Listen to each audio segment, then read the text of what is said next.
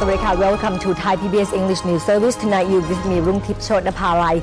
The government continued to press ahead with its implementation of price control measures amidst public concern over higher commodity prices. While these projects are underway, the Vice President for Research at the University of the Thai Chamber of Commerce claims that the amount of attention being given to the rising cost of living is primarily triggered by the mass media. Here's more from Kun Bandit Ger Bandit. Headline after headline recently seemed to focus on one issue above all others, the soaring cost of living. Just a couple of weeks ago, there were heated debates about increasing transport fares, electricity bills, and the planned further rises in fuel prices. Coupled with higher food prices, the public was in uproar. The Pheu Thai-led government hastened to appease consumers by appropriating over 1 billion baht to start up low-cost grocery stores under its very own brand, Thuk Chai. This is an example of Thuk Chai, or favorite shop, that sells cheaply priced consumer products. There are altogether 20 discounted items, with prices maintained at around 20% below market values. At present, there are 28 established stores, and the government aims to open as many as 10,000 shops of this kind nationwide by September of this year. Adding to its on-sale campaign, the government supports the Thong Pha, or Blue Flag program. This scheme is a mobile market, appearing, albeit briefly, in various communities across the country.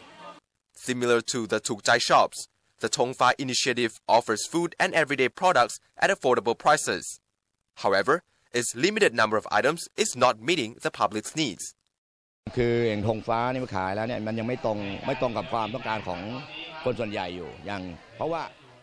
Thong Pha shopper says that the scheme does not completely meet the most people's needs. Although there are items such as fish sauce, seasoning powder, and rice on offer, other necessities like pepper are absent from the shelves. He says that the Blue Flag program only helps consumers to a certain extent, and that the government should instead rectify profiteering by middlemen. Other consumers, like this lady, say that some products, such as syrup for beverages, are even more expensive than those in the normal retail outlets. She also thinks that the mobile market should stay for at least 1 week for locals to fully benefit from the scheme. The Thong Pha program in her community lasts only 3 days. Yet, flying in the face of news headlines, an economist believes that although some prices have indeed gone up, the enormous public uproar surrounding inflation still largely fueled by the media. Right now, I think the situation or environment changed. Right now, I think media, like you, say every day about the higher cost of living. It's like a psychology. And Thai people expect that high inflation will come in soon because higher cost of labor, 300 baht, and higher cost of energy and anything. Thanawat suggests that the citizens' concern over the rising cost of living can turn out to be a self-fulfilling prophecy. At the same time, he views projects such as the Thuk Chai shops and the Thong Pha program as merely political tools which the government uses to please the public. This is Bandit Ger Bandit, reporting for Thai PBS.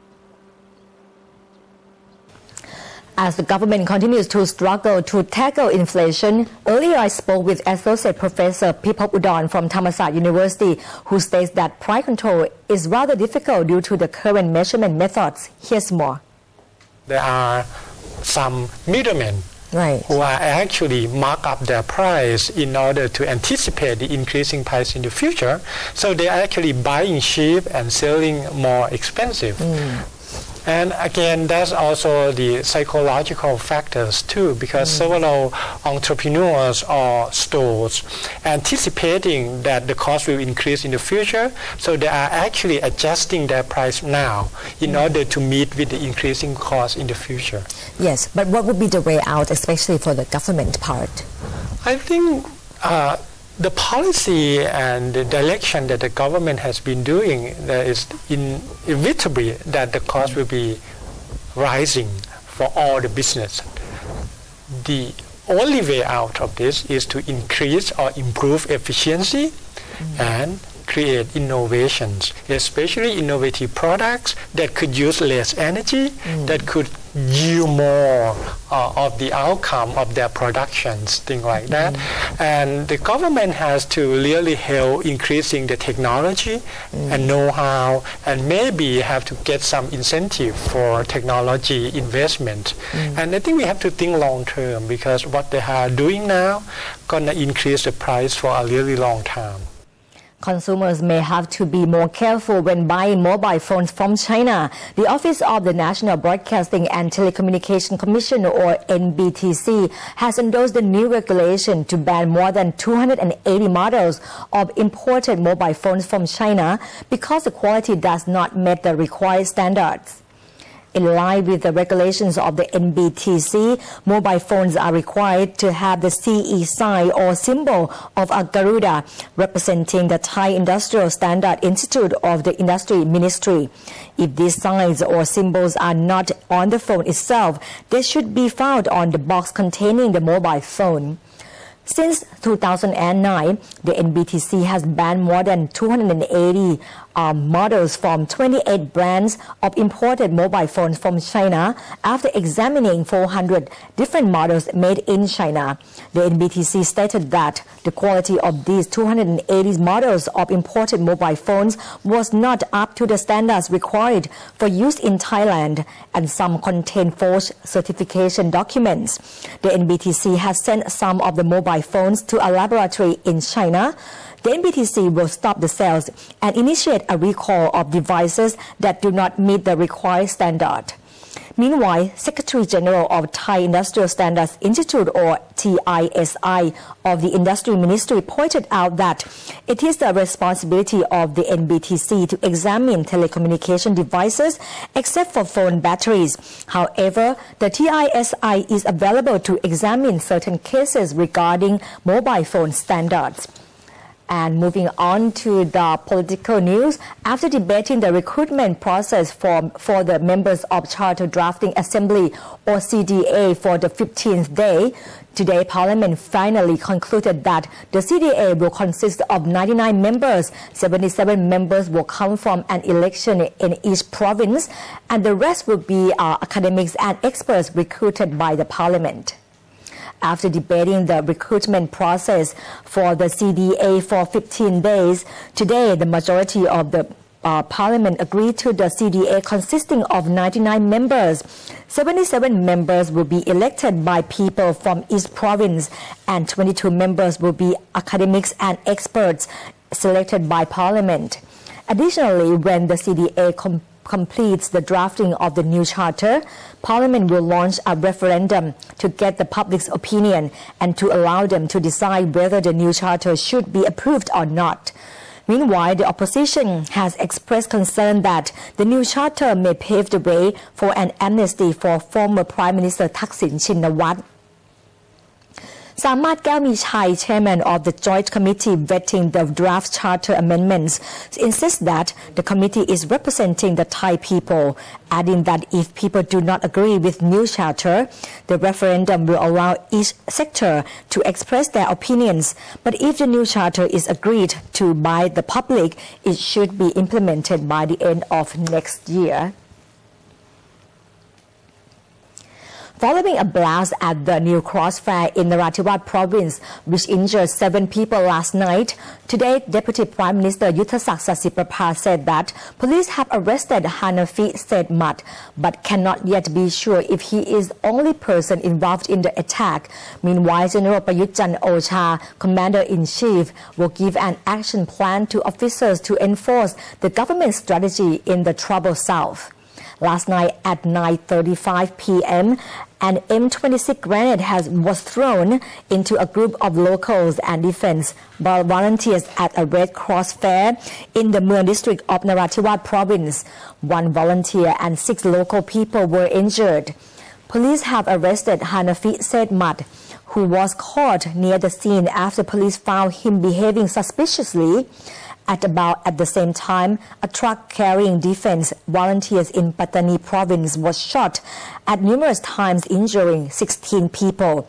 Initially, police believed that the two events were related as they had occurred at the same time. Meanwhile, Prime Minister Yuthassak Sasiprapha says that the police cannot yet be certain whether Hanafi Saidmat is an innocent local or an insurgent who was being involved in many attacks in the past. He also claims that the two incidents last night did not occur as a result of the failure by the government to curbing the southern unrest. General Prayut Chan-o-cha, Commander-in-Chief, will provide a detailed action plan to the officers in the region in an effort to implement the government's strategy for the South. Air Chief Marshal Sukampol Suwarnathat, Defense Minister, believes that cooperation between related organizations in the region will be another effective tool in solving the southern conflict, adding that the visit of the Organization of Islamic Cooperation, or OIC, to the southern border provinces has resulted in more positive feedback than he had expected. A foreigner claiming to be an English teacher is accused of drugging a teacher in Ang Thong province before being caught on closed-circuit TV stealing millions of baht worth of belongings.